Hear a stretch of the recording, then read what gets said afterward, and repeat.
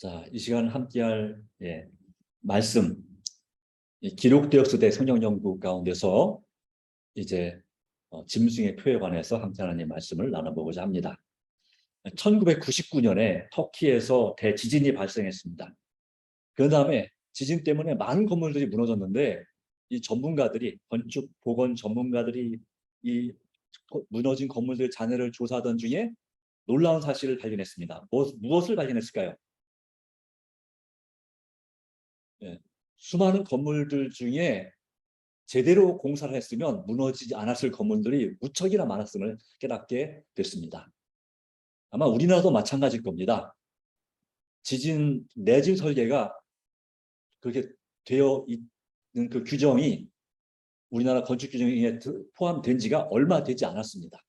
그 전까지는 지진에 관한 개념이 별로 없었습니다. 그래서 옛날에 우리나라에 지진이 일어났을 때 그럴 때에 엄청난 피해가 있었던 것을 기억합니다. 지금은 대부분이 그런 지진에 대한 견딜 수 있는 상태를 조건을 맞춰야지 이 건축 허가가 나옵니다.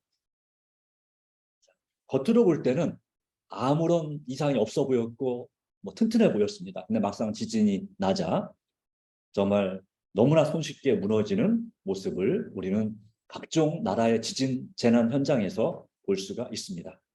이 지구 역사 마지막 때에도 이와 같은 이 환란의 때에 세상을 하나님께서 흔들 것이라고 말씀하고 있습니다. 그리고 그 결과는 흔들리지 않는 나라를 주시기 위해서 우리에게 그와 같은 일을 허락하신다고 하는 것입니다. 어떤 사람들만 흔들리지 않고 견딜 수 있을까요? 바로 하나님의 말씀을 따라 믿음을 지켜온 사람들만 그 영적 흔들림을 견뎌낼 것입니다. 그래서 우리가 무슨 일이 있어도 하나님의 말씀을 분명히 아는 그런 믿음이 필요합니다. 우리 삶의 우선순위에서 하나님의 말씀을 알고 그 말씀을 통해서 하나님과의 친밀한 교제, 하나님을 아는 경험이 가장 필요할 때가 있다면 바로 지금인 것이죠. 그런데 우리는 종종 여러 가지로 마음은 말씀을 가까이 하고 싶지만 세상의 유혹과 또 중독과 여러 가지 일들 때문에 우리가 정말 갈수록 더 바빠지는 것 같습니다. 생활은 좀 편리해졌는데 우리의 마음은 이상하게 더 분주해집니다. 그래서 하나님의 말씀이나 여러 가지의 시간을 내기가 더 어려운 것이 현실입니다. 예전에 정말 몸이 엄청 바쁠 때 바로 그때에 비해서 더 말씀을 등한히 하는 경향이 있지 않나 생각합니다. 물론 지금도 몸이 엄청 바쁘신 분들이 있습니다. 근데 그런 분들이 더 말씀을 사모하고 그냥 편안하게 있는 분들보다 더 말씀을 사모하는 것도 사실입니다. 자, 다니엘은 세상에 마지막 때에 무슨 일이 있을 것을 보았나 보면 다니엘 12장 1절 말씀 가운데 환란이 있으리니 이는 결국 이래로 그때까지 없던 환란일 것이며 라고 기록하고 있습니다. 자, 이 환란은 이미 지나갔을까요? 앞으로 올 것인가요? 네, 물론 이 두 가지로 해석될 수도 있겠습니다. 이미 지나간 환란도 여기에 포함이 됩니다. 역사 이래로 없던 환란, 중세 암흑 시대에 있었던 그런 믿음의 시련은 그 중세 암흑 시대 그 이전에는 로마 제국 시대나 헬라 제국 시대나 페르시아 제국 시대나 바벨론 제국 시대 아니면 그 이전 시대에는 없던 그런 환란이었습니다. 개국 이래 나라가 시작된 이래로 세상의 역사, 세상의 고대 국가들이 시작된 이래로 그때까지 없던 환란일 것이며 라고 기록합니다. 그런데 이 말씀은 좀 전에 여러분이 대답을 하신 것처럼 예수님 재림하시기 직전에 있을 큰 환란, 바로 그와도 관련이 있습니다. 그 환란에 대해서 우리가 보통 일반적으로 무슨 환란이라고 하면 야곱의 환란이라고 합니다. 야곱의 환란. 야곱의 환란이 있는데 그 앞에 뭐가 있냐면 작은 환란이 있습니다. 그리고 큰 환란이 있습니다. 그 다음에 야곱의 환란이 있습니다. 우리 통칭으로는 그냥 통틀어서 야곱의 환란이라고 말합니다. 그래서 이 작은 환란은 일요일 법령, 강제적인 일요일 법령이 내리고 나서부터, 다시 말하면 짐승의 표가 이제 사람들에게 강요되기 시작하면서부터 이제 은혜의 시기가 끝날 때까지가 바로 작은 환란의 시기가 되겠습니다. 매매를 금지하게 하고 하는 여러 가지 일들이 벌어지죠. 그 다음에 큰 환란은 은혜의 시기가 끝나고 언제까지? 7 재앙이 내리고 그 다음에 그 중에서 한 셋째나 넷째 재앙, 그 즈음까지. 그래서 하나님을 신실하게 믿는 짐승의 표를 받지 않는 사람들을 죽이라는 사형 명령이 내릴 때까지가 큰 환란입니다. 네. 그리고 큰 환란, 사형 명령이 내린 다음부터 예수님 재림 때까지가 야곱의 환란입니다. 일반적으로 전체를 야곱의 환란이라고 하지만 그렇게 우리가 나눌 수 있겠습니다. 이 중에서 이 환란과 핍박이 있는 하나님 믿는 사람들에게 특별히 예수님을 믿는 것 때문에 잡혀가고 고난을 당하고 이렇게 또 순교를 하는 그런 때는 언제일까요? 작은 환란, 큰 환란, 야곱의 환란. 이 중에 언제가 그런 일이 있을까요? 있다면 바로 그때는 작은 환란 때입니다. 작은 환란 때. 그러니까 은혜의 시기가 끝나기 전까지 그 7 재앙이 시작되면, 그것은 7 재앙이 시작되면 은혜의 시기가 끝났다고 봐야 돼요. 네, 그렇게 봐야 돼요. 끝나고 이제 재앙이 내리는 것입니다. 하나님, 왜냐하면 하나님의 종들의 이마에 인치기까지 그 바람을 붙잡은 천사들에게 땅이나 모든 걸 해하지 말라 그랬죠. 하나님의 종들의 이마에 인을 치는 사업이 끝나면 이제 그때 예수님께서 요한계시록 22장에 나오는 그 선언을 합니다. 11절, 22장 11절, 불의를 한 자는 그대로 불의를 행하고 더러운 자는 그대로 더럽고 의를 행하는 자는 의로운 자는 그대로 의를 행하고 거룩한 자는 그대로 거룩하게 하라는 이 말씀을 선언합니다. 그리고 예수님께서 대제사장의 사역을 마치고 하늘 지성소에서 나오십니다. 그러면 은혜의 시기가 끝나는 것이죠. 더 이상 그 누구도 구원받거나 반대로 멸망받을 수가 없게 되는 품성이 고정되는 일이 있게 됩니다. 예. 그런 다음에 이제 재앙이 시작되는 것입니다. 7 재앙. 7 재앙이 일반 교회가 해석하는 것처럼 7년 대환란, 그거는 잘못된 해석입니다. 7년 안 걸릴 수 있습니다. 몇 개월 내로 끝날 수도 있습니다. 시간이 하나님의 그 결국 이뤘던 환란을 그 성도들을 위해서 하나님께서 그날을 감하신다, 줄이신다 말씀했죠. 몇 년 동안요? 7년 동안. 네. 근데 이제 일반 교회에서는 이 다니엘 9장의 71회, 70일에 관한 예언을 69일에랑 한 일이랑 딱 떼어가지고 69일에는 과거, 그러니까 로마 천주교회, 중세교회 이전에 이런 과거 사건, 로마 제국 시대나 헬라 제국 시대 이런 사건으로 해석을 하고, 이 과거주의라고 그래요. 그 다음에 마지막 한 일을 뚝 떼어가지고 이 미래, 그래서 예수님 재림 직전에 일어날 7년 대환란으로 해석을 하고 있어요. 그것을 그리고 일반 기독교의 대부분의 신학 대학교들이 그 해석을 받아들였어요. 그래서 과거주의, 미래주의에서. 그 의도는 뭐냐면 이 성경의 다니엘서에 나오는 작은 뿔이나 요한계시록 13장에는 그 첫 번째 짐승이 절대로 로마 교황권이 아니라고 하는 것을 증명하기 위해서 그 의도적으로 해석을 그렇게 한 거예요. 근데 그것을 사람들이 깨닫지 못합니다. 그냥 그러려니 하고 받아들입니다. 그러나 우리 재림교회는 그런 해석이 아니라, 물론 이것도 물론 역사적인 해석이지만 우리 종교 개혁자들이 해석한 그대로의 그 해석을 우리는 받아들입니다. 그래서 다니엘 7장의 작은 뿔이나 또 8장에 9장에도 역시 작은 뿔이 나옵니다. 그 뿔이나 아니면 요한계시록 13장에 나오는 그 첫 번째 짐승은 로마 교황권, 여기 이 책에는 바티칸으로 말하고 있습니다. 그 세력이 확실합니다. 그리고 그 세력을 위하여 둘째 짐승인 미국이 이제 짐승의 표를 받게 만드는 일을 하게 됩니다. 자, 이런 환란. 그러나 우리가 이 환란에 대한 얘기를 들으면 나도 모르게 두려움에 빠집니다. 그때 나도 잡혀가서 이렇게 고난을 당하면 어떡하나. 또는 이렇게 종종 우리가 많은 예화 속에 들은 것처럼 예수님 믿는 것 때문에 수치를 당하고 우리가 재칠 안식일 예수 재림 교인이기 때문에 또 하나님의 인을 받았기 때문에 고통을 받으면 어떡할까 두려워합니다. 그러나 우리는 그것에 대해서는 결코 두려워할 필요가 없습니다. 내가 신실하게 준비가 된다면, 내가 정말 날마다 회개하고 하나님과 친밀한 교제를 맺고 믿음으로 날마다 살아간다면, 세상 것보다는 하나님의 것을 삶의 우선순위로 삼고 있는 한 하나님께서 엘리야를 지켜주신 것처럼 지켜주시고 보호하십니다. 다니엘과 그 세 친구를 사자굴 속에서와 그리고 풀무불 속에서 지켜주신 것처럼 건져주십니다. 사도 요한을 끓는 기름 가마 속에서 구해주신 것처럼 구해주시는 것입니다. 네, 이 순교나 고문은 누군가가 회개할 사람이 있을 때에 허락하시는 것입니다. 더 이상 회개할 사람이 없다면 하나님께서는 다니엘과 사도 요한의 경험처럼 바로 구원해 주십니다. 그럴 때 우리가 두려워할 것은 뭐냐면, 예수님이 십자가에서 제일 큰 고민은 십자가 그 육체적인 신체적 고통 자체가 아니라 바로 그 영적인 고통이었습니다. 마음의 고뇌, 하나님 아버지와 분리되는 고통, 하나님께서 나를 버리지 않으셨을까 하는, 그래서 나의 하나님 어찌 나를 버리셨나이까 하는 그 영적인 고뇌, 그것이 바로 환난이었습니다. 그분에게 있어서. 야곱의 환난도 마찬가지죠. 이 야곱이 생명의 위협을 당하긴 했습니다.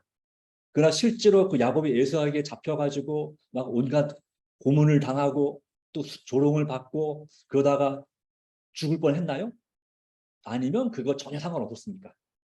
네, 이 야곱의 환난은 바로 누구와의 씨름이었냐면 하나님의 사자와의, 또는 예수님으로 표현할 수도 있는데 하여튼 하나님과의 씨름이었어요. 영적인 싸움이었어요. 그 영적인 싸움에서 승리하게 됐을 때 그는 육적인 싸움에서 형과의 그 겨룸에서 하나님의 성령의 감동으로 형을 하나님께서 감동시켜서 마음을 녹이심으로, 물론 야곱도 최선을 다해서 그게 1차, 2차, 3차 선물을 보냈습니다. 예, 마음을 서로 녹이는 인간적인 노력과 하나님의 도심이 함께함으로 그는 형과의 다시 관계를 회복할 수 있었습니다. 그러나 중요한 것은 무엇이었습니까? 바로 영적인 씨름. 그래서 성경 말씀은 늘 말합니다. 두려워하지 말라. 두려워하지 말라. 내가 너를 구속하였고 내가 너를 지명하여 불렀나니 너는 내 것이라 말씀했습니다. 중요한 것은 하나님께서 우리 편에 있느냐도 중요하지만, 이 에브라함 링컨 대통령이 남북전쟁 당시에 그 북군이 승기를 잡았을 때 한 말처럼 하나님이 우리 편이야가 중요한 것이 아니라 우리가 하나님 편에 있는가가 중요합니다. 바로 이것입니다. 내가 지금 하나님 편에 있는가, 바로 그것입니다. 이 환난이 있지만 여러분들이 환난을 겪을지 안 겪을지는 아직 모릅니다. 미리 걱정할 필요 없습니다. 여러분 생전에 환난이 올지 아니면 돌아가신 다음에 환난이 올지는 모르는 일이니까요. 네, 네, 예, 미리 걱정하실 필요 없습니다. 때가 되면 알게 될 것이고 그때 하나님께서 이길 힘을 주실 것입니다. 중요한 것은 지금 내가 하나님과 어떤 관계를 가지고 있느냐 하는 것이죠. 자, 짐승의 표를 받은 결과는 무엇인가요? 했습니다. 요한계시록 13장 16절 17절 말씀 가운데 그가, 여기서 말하는 그가는 이제 둘째 짐승으로 표현된 이 짐승의 우상을 세운 미국이, 바로 타락한 정치와 종교 연합체가 짐승의 우상입니다. 그 세력을 탄생시킨 미국이 이제 무슨 일을 하냐면 모든 자에게 그 오른손이나 이마에 표를 받게 합니다. 그래서 짐승의 표를 받은 결과가 뭐냐면 매매를 못하게 하는 것입니다. 사고 파는 일을 못하게 합니다. 사실 이 매매를 제한하는 것은 새로운 문제가 아닙니다. 역사적으로 과거 많은 전쟁 기간 동안에 이렇게 매매를 제한하고 배급 제도를 시행하곤 했습니다. 그래서 이 먹고 살 수 있는 것을 제한하는 것은 아주 흔한 일이었고, 특별히 공산주의 국가에서도 마찬가지. 일하면 배급을 주지만 일하지 않으면 배급이 없다. 그러니까 성경에 있는 말씀 인용해서 일하지 않는 자는 먹지도 말게 하라 하는 말씀을 인용해서 그렇게 주장하기도 했습니다. 그래서 이런 매매 금지와 더불어 짐승의 표를 받지 않는 자들은 죽음으로 위협하고 심지어는 죽일 것임을 성경은 말해주고 있다라고 하는 것입니다. 얼마나 많은 사람들이 짐승의 표를 받게 되나요? 자, 얼마나 많은 사람이 되어 있습니까? 요한계시록 13장 8절입니다. 네. 죽임을 당한 어린 양의 생명책의 창세 이후로 이름이 기록되지 못하고 이 땅에 사는 자들, 바로 그 사람들은 다 짐승에게 경배하리라 말씀했어요. 다 짐승. 그러니까 누가 얼마나 많은 사람이 짐승의 피를 받게 됩니까? 얼마나 많은 사람들이, 그러니까 천국에 가는 사람들은 어떠한 사람들만 천국에 갑니까? 어린 양이신 예수님의 생명책에 이름이 기록되어 있는 사람들만 갑니다. 그렇죠. 그렇다면 그렇지 못한 사람 대부분, 이 땅에 살아있는 모든, 회개하지 않은 모든 사람들이 다 짐승에게 경배하리라 라고 말하고 있습니다. 또 한 말씀은, 그런데 요한계시록 7장 2절 3절 말씀 가운데는 다른 천사가 살아계신 하나님의 인을 가지고 해둔 데서 올라온다라고 말씀했습니다. 하나님의 인을, 살아계신 하나님의 인, 이 짐승의 표와 더불어서 다른, 반대가 되는 것이 하나님의 인입니다. 하나님의 인을 가지고 올라오는데 이제 땅과 바다를 해롭게 할 권세를 받은 네 천사, 지구의 세상에 네 귀퉁이를 붙잡고 있는 그 천사들을 향하여 큰 소리로 외쳐 이르되 라고 했습니다. 이 온 세계의 화약고, 전쟁이 날 가능성이 가장 높은 곳, 그 네 곳을 천사들이 붙잡고 있습니다. 그 네 곳은 어디일 것 같습니까? 전쟁이 일어나기 쉬운 네 곳이 어디일 것 같습니까? 대충 우리가 감을 잡을 수가 있습니다. 네, 현재 전쟁이 일어나고 있는 이 동유럽과 서유럽 그 경계선, 러시아 연방과 그다음에 나토 유럽의 그 서로 군대가 충돌하는 그 지역, 우크라이나 같은 그런 지역이 하나의 이제 바람을 붙잡고 있는 화약고입니다. 또 하나는 잘 아시는 중동 지방, 시리아, 이스라엘 같은 요 근처에 있는 이 화약고가 있습니다. 그 다음에 뭐가 있냐면 이건 이제 확실하지는 않지만 그러나 가능성이 제일 높은 것은 아프리카 중부 지역 또는 동남아시아 지역 같은 경우가 이 반군들이 있고, 그리고 또 뭐가 있냐면 이제 이슬람교의 그런 뭐랄까요, 그러니까 그 극렬한 무장 단체들이 이 아프리카 지역, 예를 들어 나이지리아 뭐 이런데 종종 가끔씩 이제 그 학교 괜히 중고등학교 학생들을 잡아다가 납치하는 그런 경우가 종종 있죠. 바로 거기가 이제 그런 나라입니다. 네. 아프리카 중부 지역이 아주 불안한 나라들이 있습니다. 또 동남아시아 지역에 미얀마, 라오스 뭐 이런 나라들, 또 물론 필리핀도 역시 반군이 있죠. 인도네시아도 마찬가지입니다. 네, 그런 지역들이 있습니다. 그러나 이쪽은 조금 그래도 앞에 말한 두 지역에 비해서 약합니다. 동유럽, 서유럽 사이, 그리고 중동 지방이 제일 큰 화약고 중에 하나죠. 그 다음에 아직까지는 크게 뭐 일이 터지지 않았습니다. 6.25 사변 외에는 다른 일이 없었지만 아까 좀 전에 누가 말씀하신 것처럼 남북한 그리고 중국과 대만 사이, 이곳이 바로 이 동북아시아 지역이 또한 역시 중동 이 천사가 붙잡고 있는 한 귀퉁이가 될 수 있겠습니다. 자, 이런 곳들, 바로 이런 곳, 이런 곳에 하나님께서 하나님의 백성들의 종들의 이마에 인치기까지 땅이나 바다나 나무들 해야지 말라. 이것은 다 땅은 나라 인구가 많은 곳, 바다는 인구가 적은 곳, 아니 반대군요. 땅은 인구가 적은 곳, 바다는 인구가 많은 곳이고 나무들은 사람들을 가리킵니다. 사람이나 나라들을 가리키는 것이 나무입니다. 또는 큰 지도자, 예를 들자면 느부갓네살 왕을 나무로 표현했죠. 상징했죠. 또 이스라엘 나라를 나무로 상징하기도 했습니다. 네, 그렇게 그런 나라들을 해하지 말라라고 하고 있습니다. 하나님의 인을 받는 자 외에는, 그래서 이 마지막 때 사람은 두 개의 표 중에 하나를 받을 수밖에 없습니다.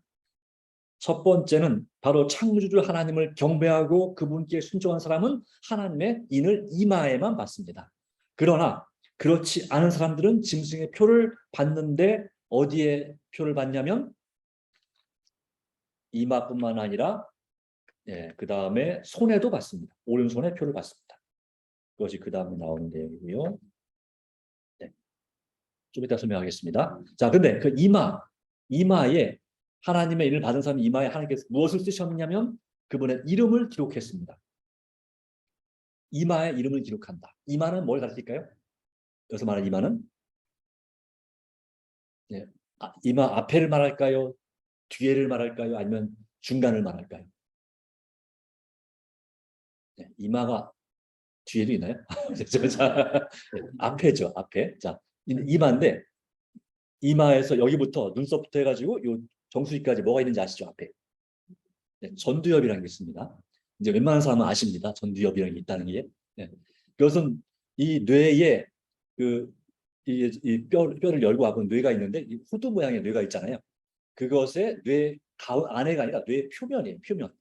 표면에 이 전기 반응이 일어나고 있는 곳이에요. 근데 이 전두엽은 바로 어떤 역할을 하냐면 종교심이 있고요. 하나님과 교통하는 마치 안테나 역할을 합니다. 그리고 이 논리적인 사고, 선과 악을 분별하는 사고, 이성적인 생각할 수 있는 그런 곳이 바로 이 전두엽입니다. 바로 이곳은 바로 여기 바로 뭐가 있냐면 우리의 마음이 있습니다. 이성, 감성. 물론 감정은 주로 심장 쪽에 있다고 말해요. 심장에도 뇌가 있다고 그래요. 심장내. 그래서 마음이 아프면 심장이 답답해지죠. 마음이 너무 기쁘면 막 심장이 터질 것 같죠. 심장에 관련이 있어요. 감정은. 근데 물론 뇌에도 이 감정이 있습니다. 뇌의 어떤 부분을 좌는지 우는지 제가 헷갈리는데 그 감정을 담당하는 부분이 손상을 당하면 사람이 아무 감정이 없어요. 어떤 일에도 감정을 느끼지 않는다고 합니다. 그런 부분이 있습니다. 자, 그래서 이마는 바로 정신, 마음으로 하나님의 안식일을 기억하고 그렇게 지키는 것을 또 하나님의 계명을 지키는 것을 가리킨다라고 하는 것입니다. 그렇기 때문에 그 얼굴부터 그의 이름도 그들의 이마에 있으니 하나님의 이름이 기록되어 있습니다. 어린 양의 이름, 아버지의 이름이 그 성도들의 이마에 쓰여져 있습니다. 다시 말하면 이것은 무엇입니까? 눈에 보이게 쓰여지는 건 아닙니다. 정신에 새겨지는 것입니다. 바로 우리의 품성이 정말 하나님을 닮은 품성이 되고 그리고 또한 우리가 하나님의 사람, 하나님의 자녀임을 증명하는 것이 바로 하나님의 인입니다. 이 마크, 바로 이것입니다. 원래 사람은 하나님의 형상대로 창조되었죠. 그런데 사람이 죄를 지음으로 욕심을 품으로 하나님의 형상이 망가지게 됐습니다. 그래서 하나님의 마음을 예수님의 그리스도의 마음을 우리가 잊어버리게 됐습니다. 그리스도의 마음은 어떤 마음입니까? 자희생적인 사랑의 마음, 이타적인 마음입니다. 그런데 우리 마음이 어떤 마음이 가득 차게 됐습니까? 죄의 마음, 이기심이 가득한 희생할 줄 모르는 그런 마음이 더 많이 우리 마음을 차지하게 됐습니다. 또 세상을 사랑하는 마음이 우리 마음을 가득하게 채우게 됐습니다. 구원의 계획은 하나님의 형상을 우리 마음 가운데 재창조하는 것입니다. 바로 그 일을 위해서 주님께서 이 마지막 때까지 선과의 대쟁투에서 싸우시는 것이죠. 그리고 구원받은 그 이름이 생명책에 기록되고 지워지지 않은 사람들의 이마에 바로 그 이름을 쓰신다라고 말씀하고 있는 것입니다. 그래서 이 마지막 때는 두 무리로 나뉜다고 했어요. 한 무리는 어떤 무리입니까? 어떤 대가를 지불하더라도 예수님 안에 거하고자 하는 사람들. 그리고 다른 하나는 예수님께 전적으로 순종하기를 원치 않는 사람들입니다. 적당히 부분적인 순종을 하는 것이죠. 그리고 양다리 걸치는 그런 사람들이 대부분이 되게 될 것입니다. 자, 마지막 때 주님은 누구를 경배하라고 부르시냐면 하늘과 땅과 바다 물들의 근원을 만드신 이를 경배하라고 말씀하고 있습니다. 우리에게 하늘과 땅과 바다와 물들의 근원을 만드시니 누굴 경배하라는 얘기입니까? 하나님, 어떤 하나님이십니까? 창조주 하나님을 경배하라는 것입니다. 다시 말하면 이건 다른 말로 이렇게 말할 수 있겠어요. 하나님께서는 피조물이 아닌 창조주를 경배하라고 요구하십니다. 이 말씀이 와닿습니다. 많은 사람들은 창조주 하나님을 경배하는 것이 아니라 누굴 경배한다고요? 피조물을 경배합니다. 구약시대에 우상숭배가 바로 창조주 하나님을 경배하는 것이 아니라 창조주 하나님께 만드신 해와 달과 별들과 또 위대한 왕이나 또 큰 나무나 산이나 바위 이런 물건들을 하나님께 만드신 피조물들을 신으로 섬겼습니다. 심지어는 쥐조차도 쥐나 벼룩, 모기, 파리까지 신으로 섬기는 그런 기가 막힌 일들이 있었습니다. 근데 이 시대에도 사람들이 그런 우상 숭배는 이제 잘 빠지지 않지만 어떤 신을 섬기냐면 역시 여전히 하나님께서 만드신 피조물들을 섬기는 일이 여전히 있습니다. 바로 사람을 우상화하는 것이죠. 북한만 그런 게 아닙니다. 이 교황 또는 어떤 인간 하나님 또 하나님 어머니 이런 사람을 신격화합니다. 그래서 그를 신으로 섬깁니다. 또는 돈이 많은 사람들에게 신이죠. 재물의 신. 그래서 이 재물의 신을 상징하는 그런 상징물들이 여러 가지가 있습니다. 동물들 중에 재물, 이런 동물의 형상이 있으면 우리 집안에 재물이 많이 들어온다. 이런 거 있죠. 네. 바로 사람들이 그런 것을 바라고 또 갈망합니다. 그래서 그런 신들을 섬깁니다. 하여튼 뭐 또 은연중에 어른들이 말하죠. 옛날 집에는 지금 집 안 그렇죠. 옛날 집에는 그 집을 지키는 큰 구렁이가 있었어요. 그거는 해치면 안 된다고 그랬어요. 네, 그걸 해치면 하여튼 안 좋은 일이 생긴다고 그렇게 생각했어요. 그래서 그 구렁이가 이제 쥐를 잡아주고 그래서 밤마다 운동장을 체육대회를 하는 운동회를 하고 있는 그 쥐들을 잡아주고 전장에서 뭐 그런 역할 하겠죠. 물론 고양이도 있지만 하여튼 그런 역할을 했습니다만은 하여튼 그것이 일종의 우리 조상님들에게 신이었어요. 다시 말하면 그런 신, 각종 신들이 있었습니다. 자, 그래서 이 짐승의 표는 창조주 하나님을 경배하는 진정한 예배를 사실상은 사람을 경배하는 하나님을 대신하는 하나님의 대리자라고 하는 사람을 경배하는 거짓 예배를 대체하고 그 배후에 있는 결과적으로 누굴 경배하게 되냐면 사탄을 경배하게 만드는 것이 바로 이 짐승의 표입니다. 그러기에 하나님 율법 중 어느 부분이 하나님의 권위를 나타내는 특별한 표인가요? 라고 할 때에 에스겔 20장 20절 말씀은 또 나의 안식일을 거룩하게 할지어다. 이것이 나와 너희 사이에 표징이 되어 내가 여호와 너희 하나님인 줄을 알게 하리라 하였노라. 이것은 이 안식일은 하나님의 권위를 나타내는 표였습니다. 또 하나님의 창조와 재창조의 능력을 상기시키고 우리의 섬길 주님이 유일하신 주님이 창조주 하나님이심을 그래서 우리가 안식일마다 하나님께 온전히 충성하는 바로 그런 하나님의 권위를 온전히 받아들이는 것이 바로 안식일입니다. 여기 분명히 말씀했습니다. 안식일을 어떻게 할지어다 했습니까? 거룩하게 할지어다. 출애굽기 20장 8절에는 안식일을 기억하여 거룩히 지키라 했습니다. 적어도 우리 제7일 안식일 예수 재림교회들은 매주일마다 금요일 해질 때마다 우리는 안식일을 기억합니다. 적어도 오늘 이 예배에 참여하시는 분들은 안식일을 기억해서 하나님을 예배하러 나오신 분들입니다.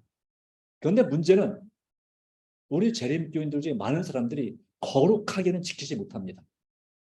기억하여 지킬 뿐만 아니라 이 안식일은 우리를 거룩하게 만드는 날인데 여전히 이 안식일이지만 우리는 세상의 한쪽 다리를 걸치고 있습니다. 우리의 눈이 세상 것을 바라보고 있습니다. 우리의 손이 세상 일에 관심이 있고 우리의 입술에서 세상 이야기가 나옵니다. 사사로운 말이 나오고 하나님을 슬프게 하는 그런 행동들을 우리도 모르는 사이에 자꾸 합니다. 왜? 많은 분들 말하죠. 안식일날 오전 예배 드리니까 예배 드리고 오후에는 할 게 없지 않느냐. 뭐 하냐. 그러니까 뭐라도 봐야지 이렇게 하는 거예요. 근데 그것이 과연 좋은 일일까? 하나님께서 정말 기뻐하시는 일일까? 그래도 굳이 본다면 정말 안식일에 볼만한 것과 보지 말아야 될 것을 여러분 확실히 구별해서 구별해야 됩니다. 구별해서 봐야 되고 할 일과 또 말에 대해서 구별해서 행하고 말해야 될 줄로 믿습니다. 왜냐하면 안식일은 하나님의 백성들을 세상 사람들과 구별하는 것입니다. 거룩하다고 하는 것은 속된 것으로부터 구별된 것이 바로 거룩한 것입니다. 우리가 주님 앞에 구별되지 못하고 여전히 금요일 날 또 목요일 날 어제 하는 행동 습관들을 그대로 안식일에도 별 양심의 가책 없이 똑같이 하고 있다면 우리는 우리 스스로를 구별하지 않은 것입니다. 속된 것이죠. 세속적인 것이죠. 하나님을 예배한다 하지만 우리는 하나님을 예배하는 날짜만 기억할 뿐 정신, 의미를 몽땅 잃어버리고 있지는 않는지 다시 한번 생각하면서 정말 회개하는 마음으로 안식일에 내가 할 수 있는 좋은 일들을 최선을 다해서 찾아서 할 수 있게 되기를 간절히 바랍니다. 네, 세상 것을 안 한다면 그 대신에 할 수 있는 좋은 일을 찾아야 되겠죠. 그중에 좋은 것 중에 하나는 바로 천연계 묵상입니다. 네, 좀 시원한, 그래서 시원한지 모르겠는데 시원한가요? 삼복 더위 중입니다만은 어쨌든 그래도 공기 좋은 곳으로 또 경치 좋은 곳으로 그래서 여러분 마음이 힐링이 될 만한 곳으로 이렇게 안식일 오후를 시간을 보내고 말씀을 묵상하고 하는 건 참으로 좋은 일이고 또 할 수만 있다면 이 코로나만 아니면 이 선을 행하는 것이 참으로 좋은 일인 줄 믿습니다. 그래서 거룩하게 할 때 이것이 너와 사이의 표징이 된다라고 말씀했습니다. 안식일 자체뿐만 아니라 안식일을 거룩하게 하는 것이 하나님과 우리 사이의 표징이 되는 것입니다. 그럴 때 우리는 하나님이 어떤 분인지 알게 됩니다. 그래서 창조의 기념일, 그렇기 때문에 안식일은 하나님의 인이라고 불립니다. 왜냐하면 창조의 기념일 안식일 계명 가운데 하나님의 이름과 하나님의 영토와 하나님의 주권이 거기에 기록되었기 때문에 그렇습니다. 하나님의 이름 여호와 그리고 권위 창조주 영토 온 세상이죠. 온 우주죠.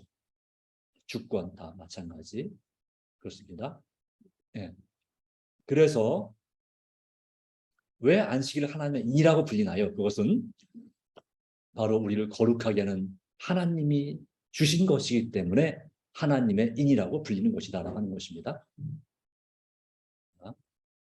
네.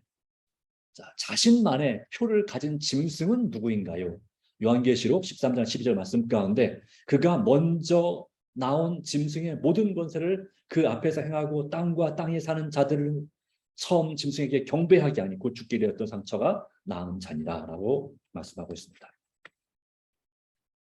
다시 말하면 이 짐승은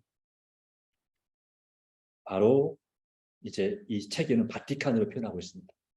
이 로마 교황권으로 표현된 이 세력이 바로 지금 자신만의 표를 가지고 있는데 어떤 표를 가지고 있냐면 그 표를 푸는 열쇠가 있는데 바로 지혜가 여기 있으니 총명한 자는 그 짐승의 수를 세어보라. 그것은 뭐라고 했습니까? 666인이라고 말씀했습니다. 여기 앞에 있는 것처럼 이 비카리우스 필리 데이라고 하는 이런 말이 있습니다. 이것은 이 라틴어인데 하나님의 아들의 대리자라고 하는 말입니다. 바로 이것은 누가 쓰는 명칭이냐면 바로 교황이 쓰는 이 호칭이 바로 비카리우스 필리 데이입니다. 한때는 그가 쓰는 관에 이 글씨가 새겨져 있다고 했는데 어떤 관인지 확실히 구별이 되지 않고 있습니다. 어쨌든 이 명칭을 교황이 쓰고 있는 이름입니다. 이 숫자를 라틴어가는 다 숫자가 있는데 알파벳마다 숫자를 계산해 보니까 666이 나오더라 라고 하는 사실을 알게 됐습니다. 물론 다른 사람들의 이름도 이렇게 라틴어로 풀면 666이 나오는 사람들이 있습니다.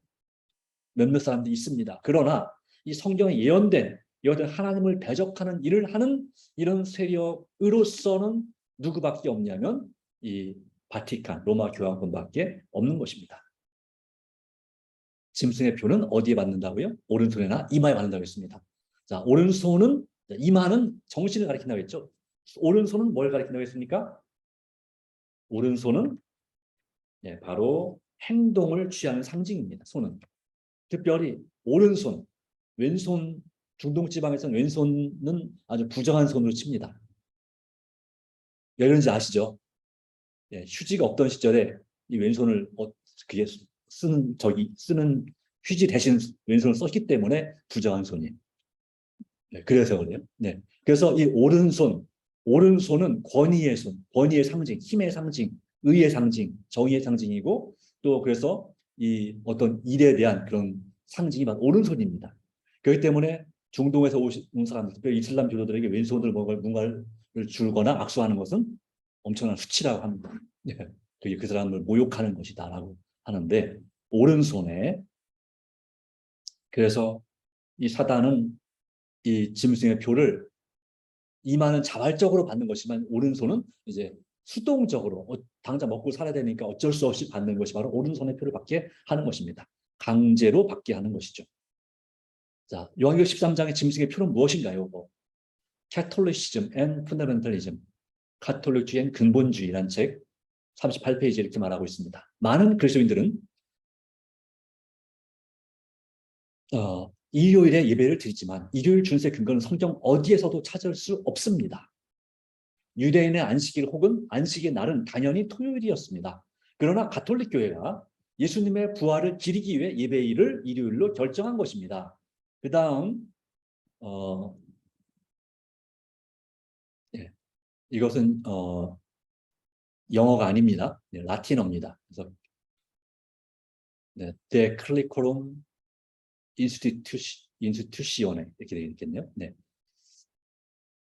어쨌든 그 이쪽 같은 곳에 나온 책입니다.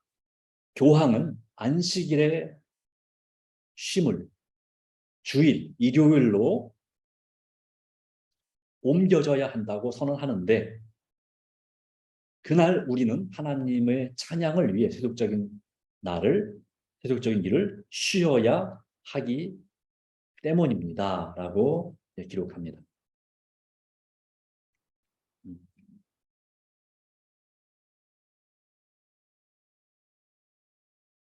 네. 자, 이런 글들이 있는 것입니다.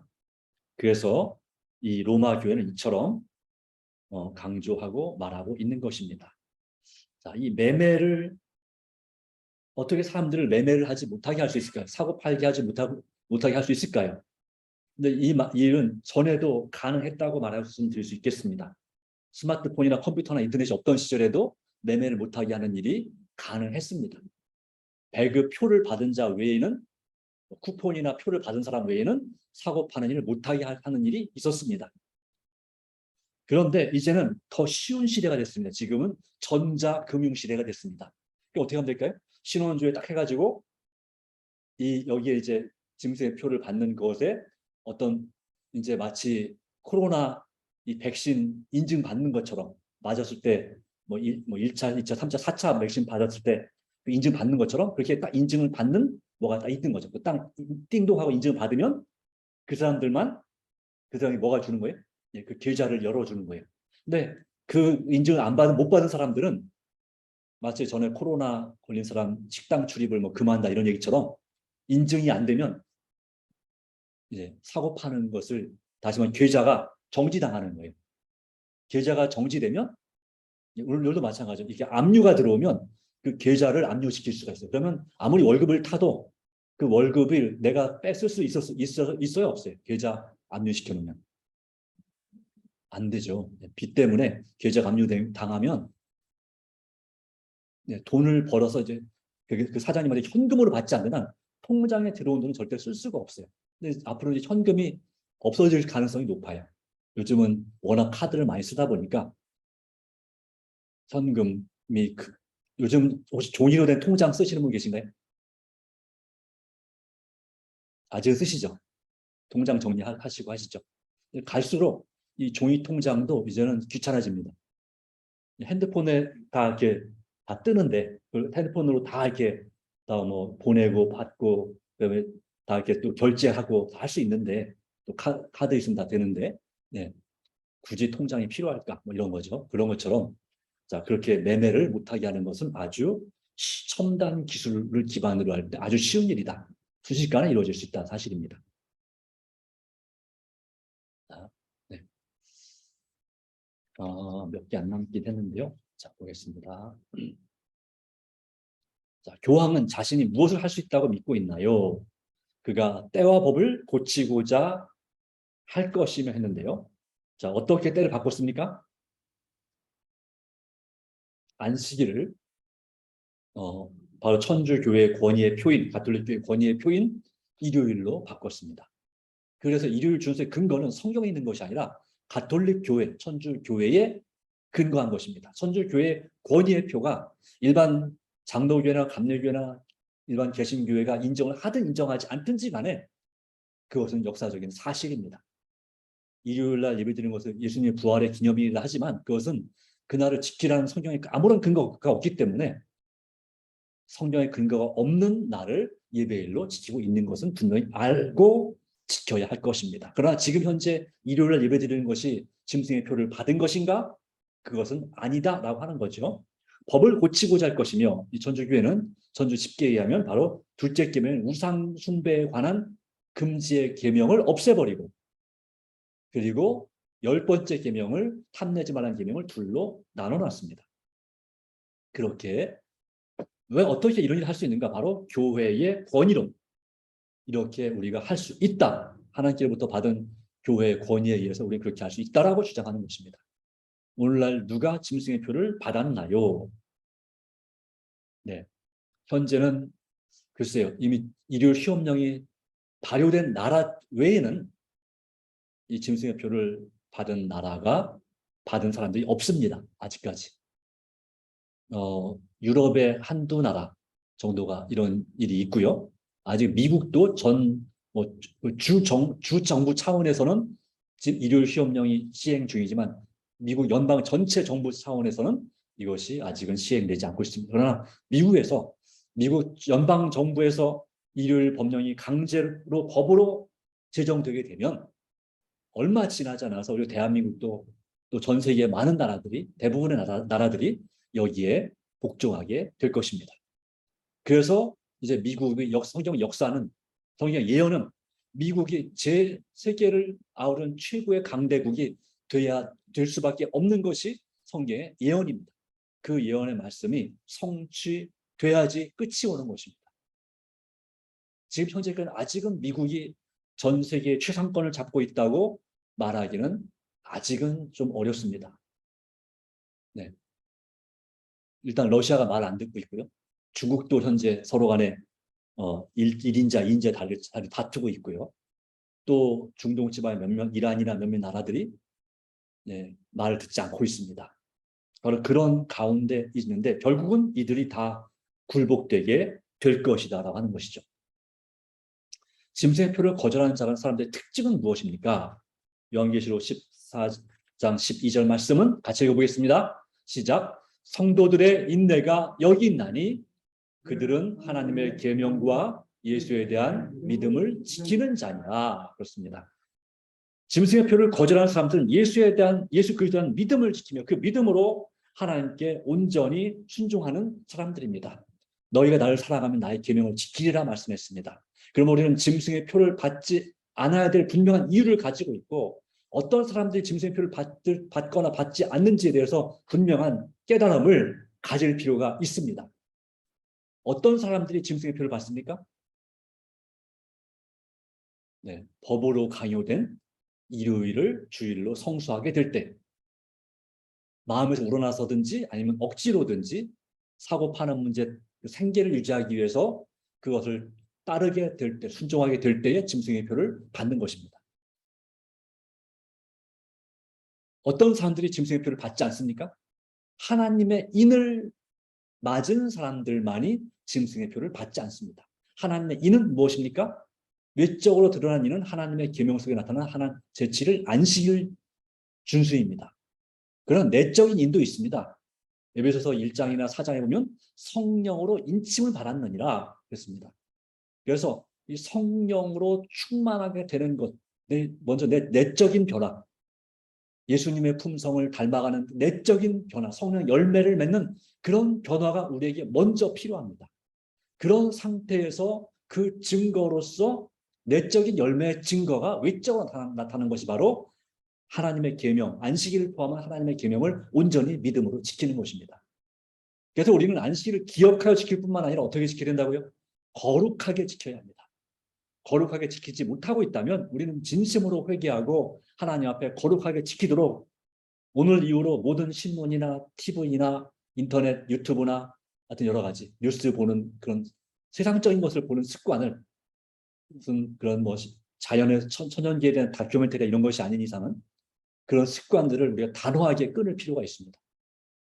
그것에 대해서 우리가 양심의 가책을 느껴야 됩니다. 아무런 양심의 가책이 없다면 우리는 하나님의 안식일을 기억하여 거룩하게 지키지 않는 것일 수 있습니다.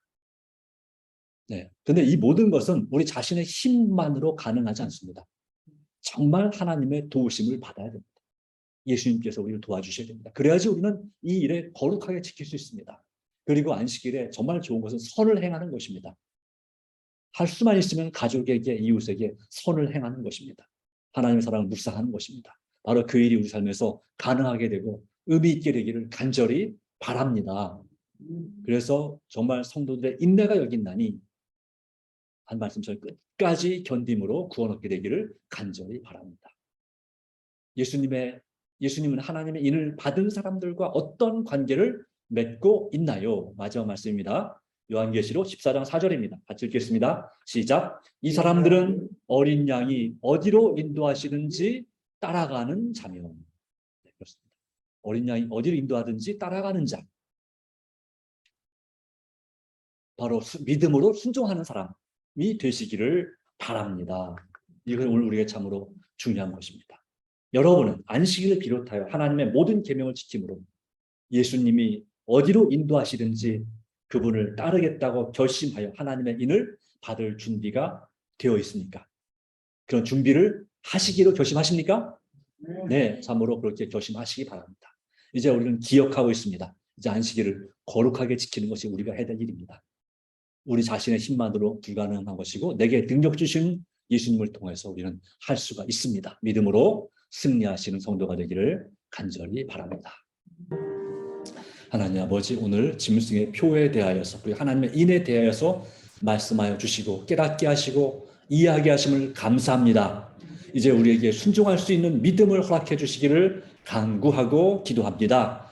우리가 하나님의 인인 안식일을 기억하여 지키고 있습니다. 그러나 우리가 거룩하게 지키라고 말씀하고 있는데 하나님과의 관계를 회복하는 데 있어서 우리가 안식일을 기억할 뿐만 아니라 거룩하게 지킴으로 창조주 하나님을 경배하고 그분께 영광을 돌리는 삶이 되게 하여 주시옵소서.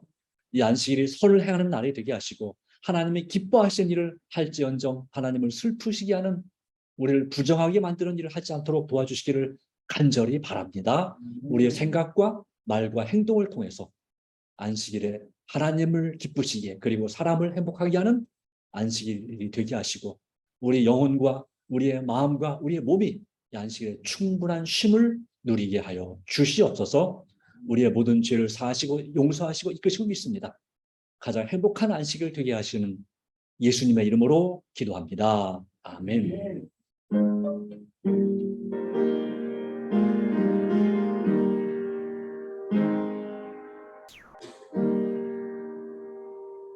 감사합니다. 하나님의 감격이 바랍니다.